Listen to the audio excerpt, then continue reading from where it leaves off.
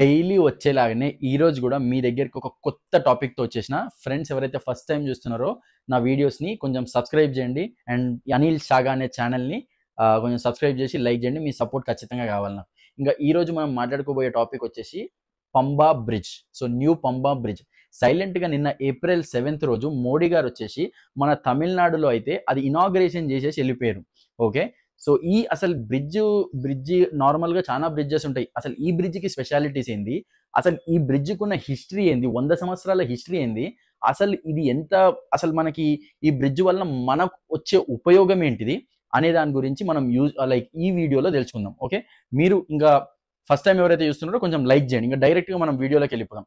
Okay, so ఈ bridge వచ్చేసి మనం చూసుకుంటే తమిళనాడులోని మండపం అనే ఒక ప్లేస్లో రైల్వే స్టేషన్, మండపం అనేది ఒక లాస్ట్ రైల్వే స్టేషన్ అనమాట. సో ఆ టైంలో బ్రిటిషర్స్ ఏం చేశారంటే 1914లో అక్కడ నుండి రామేశ్వరంకి ఒక బ్రిడ్జ్ చేశారనమాట. అది ఏంటంటే సీ పైన బ్రిడ్జ్ అనమాట. సో అది ఏంటంటే 100 సంవత్సరాల కింద బ్రిడ్జ్ కాబట్టి, సో దాని మీద ఐఐటిఎన్స్ మద్రాస్ వాళ్ళు ఎప్పుడైతే వాళ్ళు రీసెర్చ్ చేశారో ఇది కొంచెం రిపేర్స్ వస్తున్నాయి, ట్రైన్ మనకి అందరికీ రిస్క్, ఎప్పుడైనా కానీ రిస్క్. సో దీన్ని మనం కొత్తది మళ్ళీ కొంచెం కొత్త బ్రిడ్జ్ కట్టాలి అని చెప్పి వాళ్ళు ప్రపోజల్ పెడితే 2019లో మన మోడీ ప్రభుత్వం ఏదైతే ఉందో ఈ బ్రిడ్జ్ని శాంక్షన్ చేసిందనమాట. సో ఇక్కడ నుండే అసలు కథ మొదలవుతుంది అనమాట. సో ఇక్కడ ఏంటంటే ఈ బ్రిడ్జ్కున్న ఈ బ్రిడ్జ్కున్న స్పెషాలిటీ ఏంటిదంటే ఇది వచ్చేసి 2.7 కిలోమీటర్ లాంగ్ అనమాట. సో 2.7 కిలోమీటర్లు అనమాట. ఇంకోటి ఏంటిదంటే ఇది 17 మీటర్లు, దానికదే హైట్ ఇట్లా ఆటోమేటిక్గా హైడ్రాలిక్. ఇప్పుడు మనం హైడ్రాలిక్ అంటే సింపుల్గా ఎక్స్ప్లెయిన్ చేయాలంటే మనం మంచాలు ఉంటాయి ఇంట్లో, ఇట్లా లేపంగానే ఇట్లా లేస్తూనే ఉంటాయి. సేమ్ అలాంటిదే బ్రిడ్జ్ కూడా హైడ్రాలిక్. సో దానికదే లేస్తుంది అనమాట. అంటే ముందు బ్రిడ్జ్ వచ్చేసి క్రెయిన్స్, మనుషులు మాన్యువల్గా దాన్ని ఇట్లా ఫిట్టింగ్ చేసి దాన్ని పైనకి లేపాల్సి వస్తుండే. కానీ ఇది వచ్చేసి హైడ్రాలిక్ బ్రిడ్జ్ అనమాట. అండ్ ఇంకొకటి ఏంటిదంటే ఇది జస్ట్ 5 minutesలో దానికది ఇట్లా హైడ్రాలిక్ లేసి మళ్ళీ సెట్ అయిపోతుంది అనమాట. సో ఇది కొత్త బ్రిడ్జ్కున్న స్పెషాలిటీస్.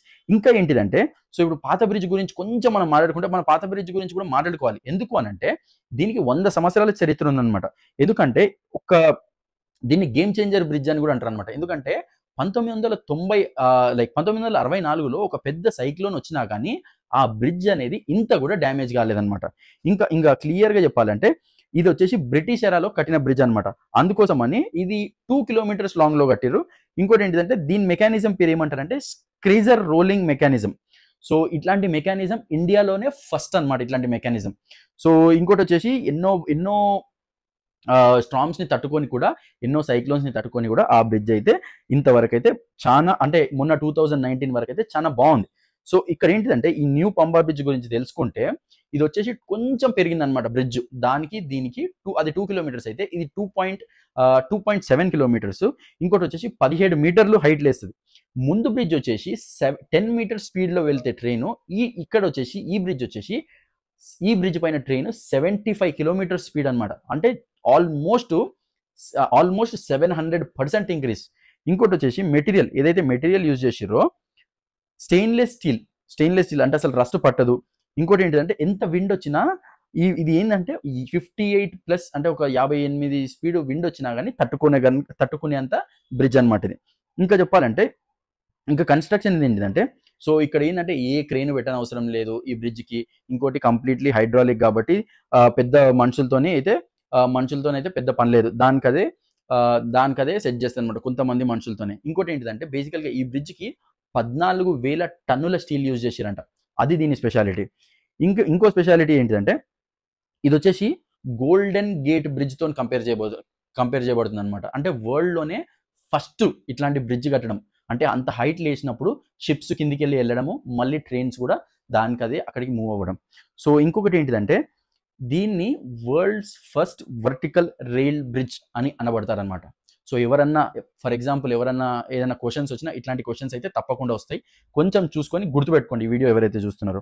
ఇంకోటి స్పెషల్ మోటో, అసలు ఈ వీడియో నాకెందుకు అని నువ్వు అనుకుంటుండొచ్చు, అరే నేనెందుకు చూడాలని అనుకుండొచ్చు. కానీ ఎందుకనంటే ఇది టూరిజం. సో ఇప్పుడు మనం రామేశ్వరం వెళ్ళాలనుకో చాలా ఈజీ. ఎందుకంటే ఇప్పుడు ట్రైన్ ఉంది, ఆ ట్రైన్కి మనం టూరిస్ట్ని చాలా బూస్ట్ చేసే ఇది ఒక పెద్ద ప్రాజెక్టు. ఇంకోటి ఏంటిదంటే ఆ ట్రైన్ దేనికి ఇంటర్లింక్ కనెక్ట్ అవుతుందంటే ఒక సైడ్ వెళ్తే రామేశ్వరం వెళ్తుంది, ఇంకో సైడ్ వచ్చేసి లాస్ట్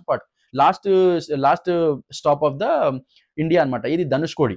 ధనుష్కోడి. సో అక్కడికి ఇంటర్లింక్ అవుతుందన్నమాట ఈ బ్రిడ్జ్. అందుకోసమని ఇది చాలా స్పెషాలిటీ అనమాట. ఇంకొకటి ఏంటిదంటే జస్ట్ 16 కిలోమీటర్స్ శ్రీలంక. అంటే ఆల్మోస్ట్ మనం బార్డర్కి వెళ్ళిపోతున్నాం. 16 కిలోమీటర్స్ వెళ్తే ఆల్మోస్ట్ ఒక శ్రీలంకకి వెళ్ళిపోతాం అనమాట.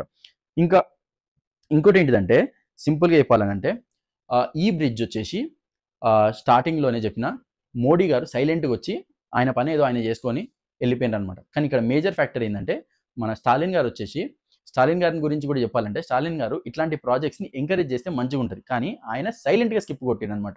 ఈ సైలెంట్గా స్కిప్ కొట్టడానికి కారణం ఏంటిదంటే ఆయన కొన్ని డీలిమిటేషన్ పైన కొంచెం పోరాడుతున్నాడు. ఏది మన ఇండియా మన ప్రైమ్ మినిస్టర్తో. సో వాళ్ళకి వీళ్ళకి పడదు కాబట్టి సో ఆయన ఏం చేసిండంటే సింపుల్గా ఈ ప్రాజెక్ట్ ఓపెనింగ్కి అసలు వెళ్ళకుండా నాకు వేరే ప్రాజెక్ట్స్ ఉన్నాయి అని చెప్పి ఆయన సైలెంట్గా స్కిప్ కొట్టిండు.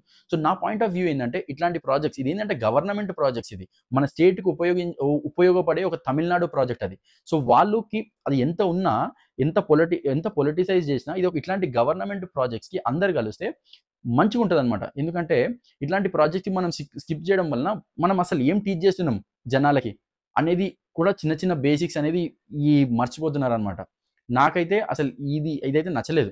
అండ్ మీరు ఏమనుకుంటున్నారు ఫ్రెండ్స్ కొంచెం కమెంట్ చేయండి. అసలు ఈ వీడియో గురించి ఇంకేమైనా తెలుసుకోవాలనుకుంటే కూడా కమెంట్ చేయండి. అసలు మీకు ఈ వీడియో నచ్చిందా లేదా అని కూడా చెప్పండి. నేను కమెంట్స్ ద్వారా వినదలుచుకున్నాను. అండ్ ఎవరైతే ఫస్ట్ టైం చూస్తున్నారో నా వీడియోని కొంచెం లైక్ చేయండి, సబ్స్క్రైబ్ చేయండి.